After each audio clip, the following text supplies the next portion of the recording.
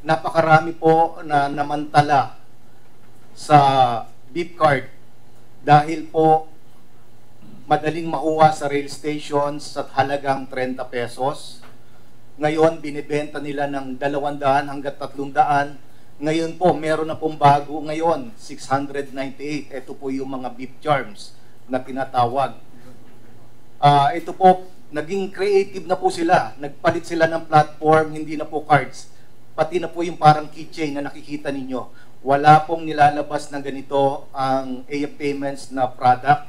We are simply the cart na abot kaya ng masa. Yung po yung ginagawa namin dito. Marami po sila. Kung akong tatanungin, mahigit 20. Ang iba sa kanila nakapagbenta na ng mahigit 20,000 pieces. Ibig sabihin, matagal na nilang ginagawa po ito. So, sa ngayon po, sa kooperasyon ng 3 ahensya, maraming salamat po. Kasama po ang AFPI.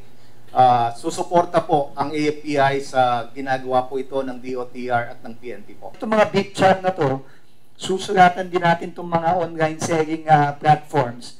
Pag hindi nila pinasara to, talagang isasama sila ni General Yang sa mga kaso. Kasi kinukonsinti nila binibigyan nila ng platform itong mga illegal na to na magbenta ng illegal Pero again, ulitin ko, no? Wala na tayong shortage. Okay? Meron na silang mabibigay, mga kababayan natin. At ngayon, nag-uusap na rin kami ng beep. Naghahanap na kami ng iba pang mga paraan para mapadali ang pagbigay at pagkuha at pag-load ng mga beep cards. No, sa mga susunod na buwan, with the help of beep, makakabili na sila, makaka-load na sila kahit sa mga convenience stores. Gaano po ba karaming beep card na mabibili yung matuturing na hoarding na? Para dahil lalagyan natin ng CCTV yung mga automated machines, gaano po karami? Yung kunyari ako po pupunta ako ng machine, bibili ako ng 10, hoarding na po ba yun? Para lang alam na. Hoarding na yun. Hoarding na yun. No? So, right now, I think more than 2. Ano na yan? Hoarding na yan. No, kasi minsan ang ginagawa nila, pag-ima-ima, patatlo-tatlo, tapos paulit-ulit silang bumabagay. No? So, ngayon, magiging stricto na kami, may mga enforcers tayong i-deploy.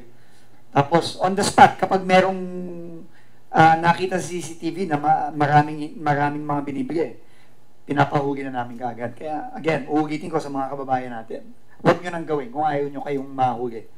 Huwag nyo nang gawin to. Kasi pag nahuli kayo, at naglagay na rin kami ng mga babaga, no? Pinost, nakabit na ba yung mga babaga sa... So, may mga pinapakabit kami mga babaga sa ibabaw ng mga vending machine para maintindihan nila na pag sila nahuli, multa at saka kulong yan.